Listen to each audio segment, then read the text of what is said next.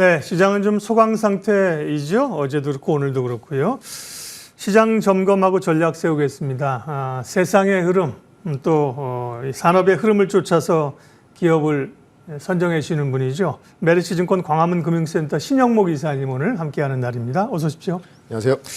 오늘 나눌 이야기 주제입니다. 네. 혹시 반도체, 계속해서 AI 반도체를 중심적으로 계속 얘기하고 계시니까요. 반도체, 중소형주의 시간이 올까? 네, 흥미로운 주제입니다. 일단은 엔비디아의 3일간의 급락, 급등, 그러면서 오늘 SK 하이닉스 관련된 HBM 관련주로 오르는데요.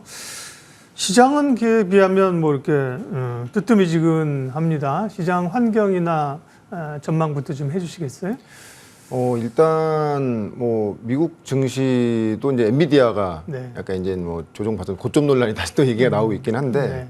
여전히 실적에 대한 부분을 의심하는 분들은 별로 없는 것 같습니다. 여전히 좋은 뷰를 가지고 있는 것 같고 단지 항상 주식시장의 격언이 많이 오른 만큼 악재 없고 많이 빠진 만큼 호재 없다는 그런 얘기처럼 많이 오른 거에 대한 어떤 시장의 어떤 그 수급의 이슈가 좀 있는 것 같고요. 특히 이제 그게 우리나라에 좀 더 심하게 나오는 것 같습니다. 왜냐하면 우리나라도 보면은 반도체라든지 방산 그리고 최근에 많이 오르고 있는 화장품 그리고 변압기 주가 보시면 연초 대비 너무 많이 올랐잖아요. 그렇죠. 예, 물론 실적이 되니까 가긴 하는데 사실 여기서 더 이상 다음 레벨로 가기 위해서는 뭔가 더 확인이 돼야 되는데 아직 안 되는 분위기고 물론 이제 2분기 실적 시즌이긴 하지만 사실 2분기 실적까지도 어느 정도 그 감안해서 올라온 주가들이 들인 상태에서 많이 오른 주식들이 조정을 받고 또 한편으로는 또 미국의 어떤 반도체가 강하면은 다른 섹터가 또 조정받고 반도체가 강하고 이런 식의 이제 시소 게임으로 가는 것 같고요. 근데 지금 중요한 거는 어떻게 됐건 간에 이제 6월 말이니까 이제 2분기 실적에 대해서 모든 그 시장에 이제 뷰가 포커싱이 맞춰질 것 같고 여기서 그거죠. 그동안에 많이 올랐던 종목들이 2분기 실적을 확인시켜 주면 그 다음 레벨로 가는 것이고 만약에 여기서 이제 실적으로 올랐던 주식들이 실망감이 나온다고 하면 실적이 실망감이 나온다고 하면은 다음 분기 확인 아니면 월별 수출 데이터로 확인하고 가는 부분이기 때문에 이제 그런 부분 이제 특히 우리나라의 주식 시장이 그런 이슈에 굉장히 민감하게 반응하다 보니까 정말 좀 편하게 좀 장기적으로 좀 투자하고 싶어 이렇게 투자하시는 분들이 피로감이 굉장히 많은 건 사실이지만 어쩌겠습니까? 이게 대한민국 주식 시장에서 여기서 운영을 하려면 그 법을 따라야 되기 때문에 2분기 실적 시즌에 왔을 때는 실적 기대감으로 오른 주식들을 과연 그것이 잘 나왔는지 안 나왔는지에 대한 아니면 내 종목이 아니라도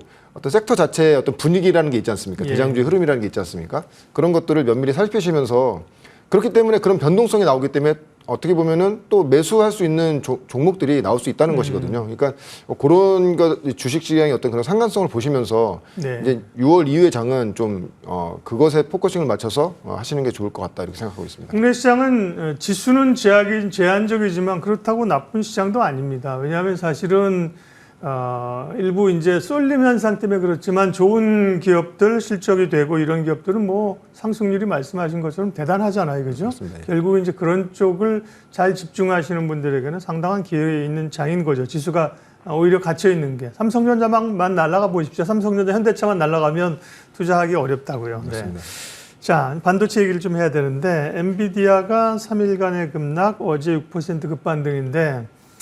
물론 전망들은 뷰는 되게 좋더라고요. 그러나 변동성은 좀 여전히 있는 것 같아요. 맞습니다. 그 변동성에 따라 국내 반도체주들도 SK 하이닉스 계열이 하루 갔다가 또 삼성전자가 하루 갔다가 또 HBM, 범용, 레거시라고 하는 범용 이런 고민들이 많아요. 반도체주 전략 좀 잡아주세요.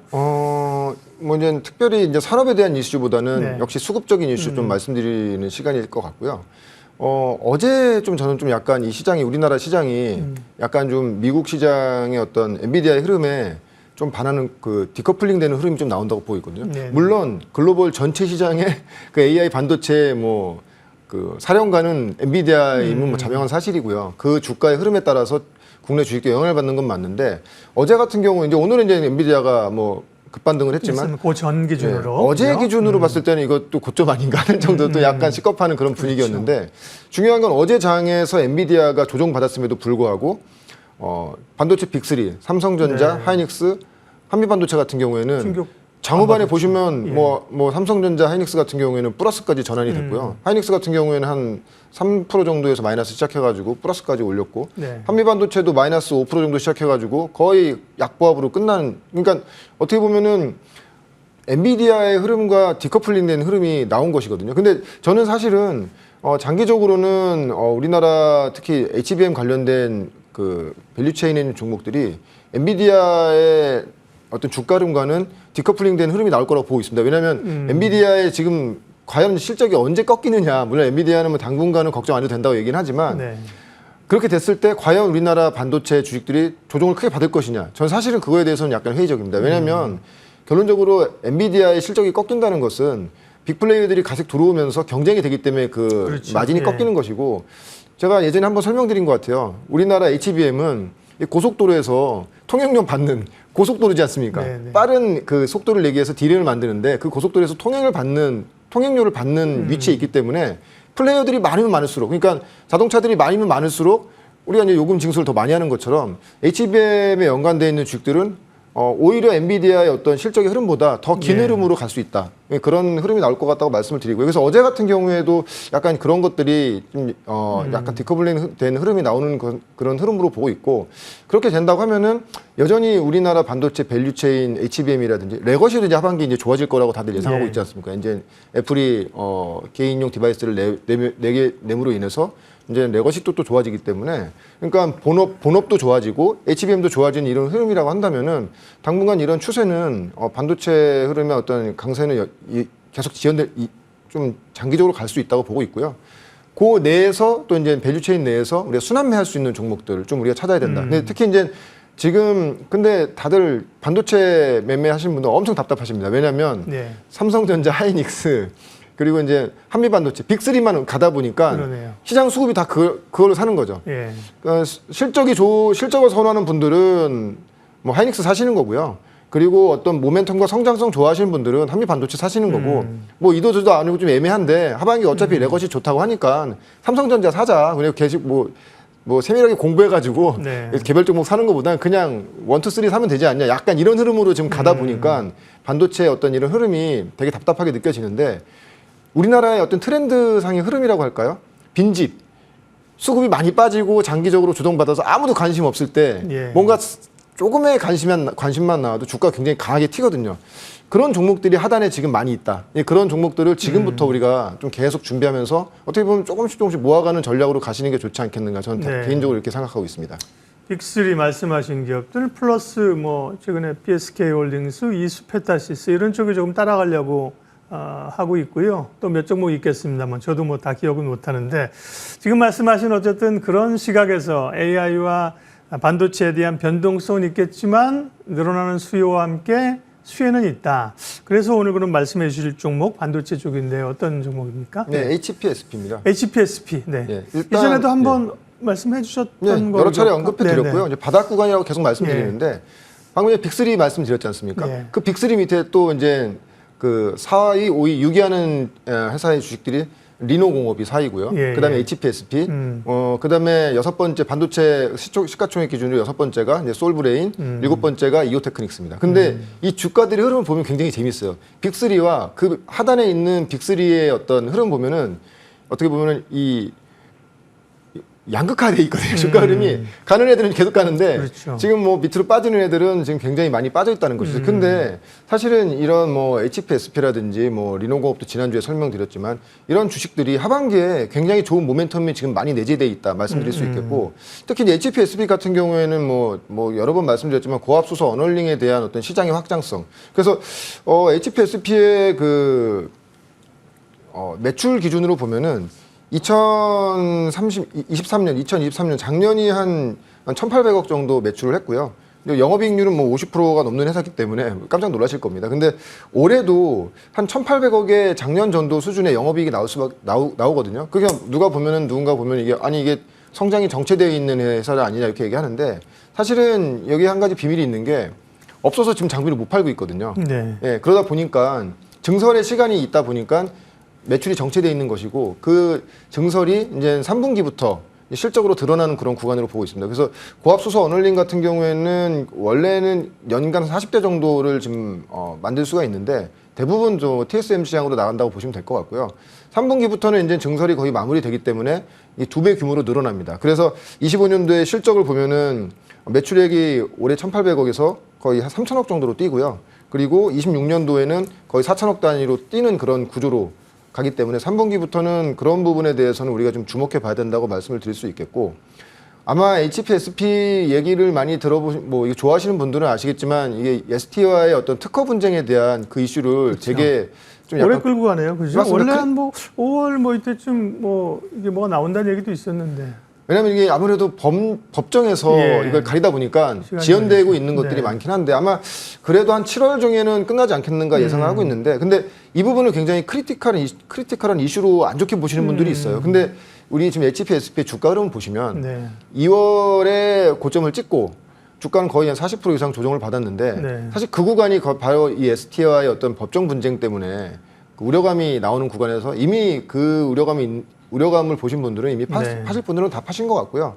최근에 HPSP의 대표이사가 언론에 이제 인터뷰한 내용이 나옵니다. 뭐냐면 세 가지 흐름이 경쟁사들과 우리의 차별성이 있다고 얘기하는데, 지금 화면 보시면 아시겠지만 이 특허 부분을 회피하기가 굉장히 힘들다. 우리가 특허를 이미 다 갖고 있기 때문에. 근데 이제 ST가 그 특허를 회피해서 뭐 좋은 장비를 만들었다는 게 예. 지금 이슈가 되는 것인데, 두 번째는 이게 고압 수소 어널링. 그러니까 고압과 수소가 들어가면 우리가 폭발이라는 어떤 딱 이미지가 떠오르잖아요. 네. 실제로 마찬가지입니다. 이 팹 내에서 이 고압 수소 어널링을 적용을 했을 때 이 장비가 잘못되면은 뭐 한 라인이 끝나는 게 아니고 팹이 날아갈 정도로 폭발이 일어날 수 있다는 것이죠. 그렇기 때문에 이것을 퀄 테스트를 진행하기 위해서는 한 3년에서 4년이라는 시간적인 그 시간이 걸리고요. 그리고 이것을 퀄 테스트를 통과했다고 해도 초기 단계부터 어떤 고객사와의 어떤 이런 장비를 맞춰야 되기 때문에 이 부분에서도 이제 시간이 걸리기 때문에, 만약에 뭐 특허 부분 때문에 뭐 다른 경쟁사들이 시장에 진입한다고 하더라도 거의 한 5년에서 6년 정도의 어떤 매출이 들어오기까지 시간이 걸리기 때문에 그 전에는 뭐 HPSP가 이 시장을 뭐 공고히 가져갈 수 있는 그런 흐름을 보고 있고, 특히 HPSP는 대부분의 장비가 뭐 TSMC로 들어간다고 말씀드렸지만 그럼 비메모리 쪽으로 들어가는 것인데, 향후에는 이게 메모리 쪽으로 확장성이 굉장히 좋습니다. 왜냐면은 그 디바이스의 성능을 높여주는 그 기능을 하는 거기 때문에, 그렇게 된다고 하면은 올해 하반기에 증설이 끝나고 뭐 올해 하반기 내년에는 이제 디램 시장으로의 어떤 확장성까지 본다고 하면은 뭐 HPSP의 어떤 주가는 네. 지금부터 우리가 좀 이제 면밀히 봐야 되는 그런 흐름으로 보고 있습니다. 밸류 체크를 하면 주가 수준은 어떻습니까? 지금은 4850원인데. 네, 아마 그래서 지금 HPSP 같은 경우에는 한 26년 기준으로 했을 땐 PER이 한 20배에서 25배 정도 수준으로 아주 낮아지거든요. 네. 글로벌 독점이 들고 하고, 원래 글로벌 독점 장비 회사들은 한 40배에서 50배 주는데, 그렇기 때문에 업사이드가 충분히 있다고 보는 것이고요. 그래서 일단 1차적인 목표가는 65,000원 정도 보고 손절가는 35,000원인데, 한 가지 좀 팁을 드리자면 네. 이게 7월에 판결이 났을 때 HPSP에 좋은 판결이 나오든, 그럼 물론 주가 급등하겠죠. 나쁜 판결이 나와서 빠진다고 해도 이제 완전 악재 노출로 보시면 됩니다. 그것 때문에 주가가 이미 30-40%가 조정을 받은 상태이기 때문에 그런 구간에서 이제 좀 과감하게 매수를 하셔도 네. 되는 좀 종목으로 좀 보고 있습니다. 물론 지금 뭐 한미반도체나 사실은 한미반도체 HPSP가 예전에는 한미반도체 이렇게 뜨기 전에는 비교되는 그런 기업이었는데요. 맞습니다. 지금 네. 한미반도체가 워낙 올라가서 그에 비하면 HPSP가 상당히 좀 지루한 주가 구간인데, 이럴 때 신이사님이 발견해 주신 태성이라는 기업의 차트를 한번 보여주시겠어요? 네. 태성이라는 기업이 히트 종목 아닙니까? 말씀하실 때 이 기업도 뭐 올랐다가 조금 옆으로 기는 구간을 뭐 4,000원대 꽤 있었어요, 그죠? 맞습니다. 예. 긴 차트가 안 보이는군요. 그런데 지금 13,000원 수준 와 있습니다. 그게 한번 탄력받기 시작하면 그런 상황을 볼 수 있는 거고요. 그 찰리 먼거가 이런 얘기를 했습니다. 장기적으로 좋은 성적을 거두기 위해서는 단기적으로 나쁜 성적을 참을 수 있어야 된다.